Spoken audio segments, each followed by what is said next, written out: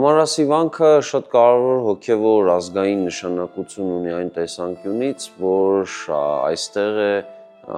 տեղի ունեցել մի իրադարձություն, որով նա դարձել է Հայաստանի արևելյան նահանգների գլխավոր հոգևոր խորհրդանիշը։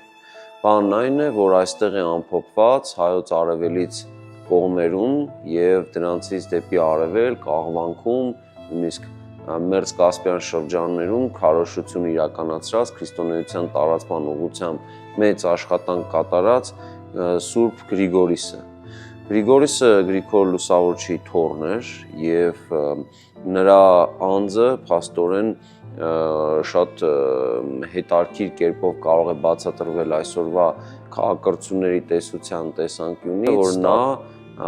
քրիստոնեության տարածմամբ կոնկրետ մեծ հայքի թագավորության կողմից փափուկ ուժի գործադրմամբ